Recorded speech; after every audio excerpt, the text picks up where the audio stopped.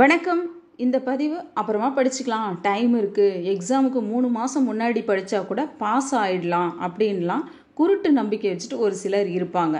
அவங்களுக்கான பதிவு தான். 3 மாதத்துக்கு முன்னாடி படித்தா பாஸ் ஆகிடலாமா? பாஸ் ஆகிடலாம். ஆனால் யார் பாஸ் பண்ண முடியும் அப்படின்ற ஒரு கொஸ்டின் மார்க் இருக்கு இல்லையா? நம்ம என்னங்க சினிமா ஹீரோயின் போல் படிப்பு மட்டுமே கருத்தாக இருப்போமா? 1000 துன்பம் வரும் நமக்கு. நம்மளை சுற்றி நின்று அம்பு விடுவாங்க. இமேஜின் பண்ணுங்க, ரியாலிட்டி என்ன? குழந்தை அழும் சில பேருக்கு அப்பா இருக்க மாட்டாங்க. சில பெண்கள் சிங்கிள் பேரண்ட்டாக இருப்பாங்க. கணவர் சரியில்லை, சம்பாதிக்கலன்னு குத்தி காட்டுறவங்க, வறுமை. நாம் என்னங்க ராஜா வீட்டு கண்ணுக்குட்டியா வாழுறோம்? நோட்டிஃபிகேஷன் வர்றதே தெரியாது, படிக்க எந்த சோர்ஸுமே இல்லைன்றவங்க பரவாயில்ல, இனிமேல் ஆரம்பித்தா பாஸ் பண்ணிடலாமான்னு கேட்குறாங்கண்ணா. ஆனால் அப்புறமா படிச்சுக்கலான்ற இருக்காங்க இல்லையா, அவங்களுக்காக தான் நான் இந்த பதிவை போட்டிருக்கேன். பரீட்சை எழுதணும்னு ஆசைப்பட்டுட்டா புக்கை எடுத்து யாரும் கையில் தரமாட்டாங்க. படின்னு யாரும் தொல்லை பண்ண மாட்டாங்க. அதெல்லாம் ஸ்கூல் படிக்கிற காலத்திலே முடிஞ்சு போயிடுச்சு. நம்மளாதான் எடுத்து உட்காந்து படிச்சு ஆகணும். நீங்கள் ஒரு விஷயத்த கவனமாக நோட் பண்ணணும். 4-5 வருஷத்துக்கு மேலே வருஷம் படித்து எழுதுறவங்களாம் இருக்கிறாங்க. அவங்க முன்னாடி நம்ம இனிமே படித்தா பாஸ் ஆகிடலாமான்னு கேட்டால், நீங்கள் எந்த சேனலில் போய் கேட்டீங்கனாலும் பாஸ் ஆகிடலான்னு தான் சொல்லுவாங்க. அவங்க யாரை சொல்கிறாங்க தெரியுமா? பாஸ் ஆகிடலாம் அப்படின்ற கேட்டகிரி யார் தெரியுமா? படிக்கிற காலத்திலே நல்லா படித்து எல்லா சப்ஜெக்ட்லேயும் நாலேஜ் இருந்திருக்கும். அவங்களுக்கு படிக்கிற இன்ட்ரெஸ்ட் இப்போவும் இருக்கும். 3 மாதத்தில் படித்து பாஸ் ஆகலான்னா அந்த கேட்டகிரி, அந்த வகையராக தான் பாஸ் பண்ண முடியும். அவங்களே கூட வெறித்தனமாக படிக்கணும். எந்திரன் படத்தில் ரஜினி ஐஸ்வர்யா ராயை கண்டுக்காமல் சிட்டியை உருவாக்குனாரே, அந்த மாதிரி வெளி உலக தொடர்பே இல்லாமல் குனிஞ்ச தலை நிமராமல் படின்னு படித்தா பாஸ் ஆகலாம். எனக்கு இப்போ தான் அந்த ஐடியா வந்தது, நான் இனிமே தான் படிக்க ஆரம்பிக்கணும் அப்படின்றவங்க பிரச்சனை இல்லை. நான் இந்த வருஷம் தான் ட்ரை பண்ண போகிறேன்றவங்க பிரச்சனை இல்லை. ஆனால் அப்புறமா படிச்சுக்கலான்னு மட்டும் இருக்காதீங்க. ஏன்னா ஏற்கனவே 6-7 தடவை படிச்சிருக்காங்க ஆரம்பித்தவங்க எல்லாரும். அவங்கெல்லாம் நிலத்தை உழுது விதை போட்டு முளைச்சி செடிக்கு தண்ணி ஊற்றி அது மரமாகி நிற்கும். அப்போ அப்பாயின்மெண்ட் ஆர்டருன்ற பழத்தை, இனிப்பான பழத்தை அவங்க பறிப்பாங்க. நீங்கள் இன்னும் விதையே போடாமல் எப்படி பழம் பறிக்க முடியும்? விதை போட்டவன் செடியை தினமும் பராமரிச்சிட்டு இருப்பான். மரமாகும் வரைக்கும் தினமும் படிச்சுக்கிட்டே இருப்பான் கண்டினியூஸாக. அவனுக்கு தான் அதனோட பலன் கிடைக்கும். நம்ம அப்புறமா படிச்சுக்கலாம், இன்னும் டைம் இருக்குன்னு காலதாமதம் பண்ணுறவங்களுக்கு அந்த செயல் முறையாக நடக்காது, பலன் கரெக்டான நேரத்தில் கிடைக்காது. படித்தாலே ஒரு மதிப்பு தாங்க. படித்து வேலைக்கு போயிட்டோம்னா அது வேறு லெவலில் மதிப்பு, நம்ம வாழ்க்கை தரம் இன்னும் வேறு லெவலுக்கு போகும். அதனால் படிக்க கஷ்டப்படாதீங்க. அப்பா அம்மா நம்மளை இந்த உலகத்துக்கு கொண்டு வந்துட்டாங்க. நம்மளை என்னவா உருவாக்கிக்க போகிறோம் வாழ்க்கையில்? நாம் சாப்பிட்டு தூங்கி சும்மாவே வச்சுக்க வேண்டாம்.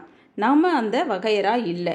இன்னார் பையன் இன்னார் பொண்ணுன்ற அடையாளத்தை தாண்டி நீங்கள் ஆசைப்பட்ட பதவியை உங்கள் அடையாளமாக்குங்க. உங்கள் பிறப்பு உங்கள் கையில் இல்லை, ஆனால் நீங்கள் ஆசைப்பட்டவராக மாறுறது உங்கள் கையில் மட்டும்தான் இருக்குது. உங்கள் வாழ்க்கையை மரியாதையான வாழ்க்கையாக, உயர்ந்த பதவி வகிக்கிறவங்களுடைய வாழ்க்கையாக மாற்றுறது உங்கள் கையில் மட்டும்தான் இருக்குது. நம்ம மதிப்புடையவங்களாக மாற்றுற வேலையில் தாமதமோ சோம்பலோ இருக்கக்கூடாது. வந்தால் 4 பேர் வணக்கம் சொல்லுவாங்க. நம்மால் பல நல்லது நடக்கணும்னா உழைக்கணும், படிக்கணும், ரசித்து மகிழ்வோடு படிங்க. கற்கை நன்றே பிச்சை புகினும் கற்கை நன்றே. படிக்க காசு இல்லைன்னா பிச்சை எடுத்தாவது யாசகம் வாங்கியாவது கடன் வாங்கியாவது படிங்க. உயர்ந்த நிலையை அடையணும்னா படிக்கணும். உங்களுக்கு பிடிச்ச மாதிரி உருவாக்கிக்கணும்னா படிக்கணும். ஓட்ட பந்தயத்தில் கலந்துக்கிட்டோம், அங்கே புதையல் இருக்குன்னு தெரிஞ்சிடுச்சு. முதல்ல ஓடுற கொஞ்சம் பேருக்கு தான் அந்த புதையல் கிடைக்கும். ஆனால் புதையல் இருக்கு, உனக்கும் வேலை இருக்கு, ஓடு. முன் வச்ச கால பின் வைக்காத, திரும்பி பார்க்காத, ஓய்வு எடுக்காத, உன் மீது நீயே சந்தேகம் கொள்ளாத, ஓடு, வெற்றி பெறு, நீ சாதிக்க பிறந்தாய், மகிழ்ந்திரு. 10 மாதம் கஷ்டப்பட்டாதான் குழந்தைய பார்க்க முடியும். வலி தாங்கி பெத்து எடுக்கணும். பின்னாடி தான் குழந்தைய பார்த்த உடனே எல்லாத்தையும் நம்மளால மறக்க முடியுது. இது பெண்களுக்கு ஒன்றும் புதுசு கிடையாது. தங்கத்தை நெருப்பில் போட்டு சுட்டு எடுத்தாதான் ஆபரணமாக ஆகும். வலி இருக்கும். வைரத்தோட பட்டையை தீட்டி தான் அதை ஜொலிக்க வைக்க முடியும். எந்த பொருள் வேணும்னாலும் அதுக்குன்னு ஒரு வழி இருக்கு இல்லையா? தங்கமோ வைரமோ ஜொலிக்குதுன்னா அது அவ்வளோ அடி வாங்கியிருக்கு. நாளைக்கு நாம நல்லா இருப்போம், 4 பேர் நம்மளை பார்த்து பெருமையா பேசுவாங்க. அவங்க கண்ணுக்கு நம்மளாம் உயர்வா தெரியும். அதுக்கு வலி அனுபவிக்க வேண்டாமா? கஷ்டப்பட வேண்டாமா? அப்புறமா படிச்சுக்கலான்னு மட்டும் கவனக்குறைவா இருந்துடாதீங்க. உங்களை அலர்ட் பண்றதுக்காக தான் இந்த பதிவே. நீங்கள் விரல் விட்டு எண்ணி பார்க்குறதுக்குள்ளே அந்த 5 மாதம் நீங்கள் 5ஆவது மாதம் எண்ணுறதுக்குள்ளேயே ஒரு மாதம் முடிஞ்சு போயிடும். அந்த அளவுக்கு சீக்கிரமாக வந்து நிற்கும். நான் இந்த வருஷம் வேலை வாங்கிடுவேன் நினைக்கிறேன் அப்படின்லாம் சொல்லவே சொல்லாதீங்க. உங்கள் மேலே உங்களுக்கு கான்ஃபிடென்ட் இருக்கணும். நான் வேலை வாங்கிடுவேன் அப்படின்ற உறுதி இருக்கணும் வார்த்தையில். பாஸ் ஆகிடுவேன் நினைக்கிறேன், வேலை வாங்கிடுவேன் நினைக்கிறேன் அப்படின்றவங்களாம் ஆட்டத்திலிருந்து நம்மளை அவுட் ஆக்கிக்கிறோம். சும்மா பள்ளிக்கூடத்து புக்கை வச்சுட்டு உட்காந்துருந்தோம்னா ஊர் எதுவும் சொல்லலைனாலும் அவங்க நம்மளை பார்க்கும் போது நம்மளை கிண்டல் பண்ணுறாங்களோ அப்படின்ற மாதிரி தோணும். அதனால் உறுதியாக இருக்கணும். கண்ணாடி முன்னாடி நின்று சொல்லி பாருங்கள், இந்த வருஷம் நான் வேலை வாங்கிடுவேன் அப்படின்றது. நீங்கள் சொல்கிறது உங்களால் நம்ப முடிஞ்சா உங்களுக்கு தாங்க அந்த வேலை. நீங்கள் நம்பணும். உங்களால் நம்ப முடியுதா உங்கள் வார்த்தையை? அதுக்கப்புறமா அந்த அப்பாயின்மெண்ட் ஆர்டர்லாம் சும்மா ஊருக்கு தாங்க. யார் தெரியுமா வேலை வாங்க போகிறாங்க? எனக்கு தான் அந்த வேலை, அந்த சேர் என்னோடதுன்னு ஒரு சிலர் உறுதியாக இருப்பாங்க. அவங்கள தாங்க அந்த நாற்காலியே செலக்ட் பண்ணோம். வா நீ வந்து உட்காருன்னு பதவி அழைக்கணும். நம்மளை உனக்காக தான் காத்திருந்தேன்னு சொல்லணும். நம்ம உட்கார்ந்தோம்னா அந்த பதவிக்கு ஒரு மதிப்பு வரணும்.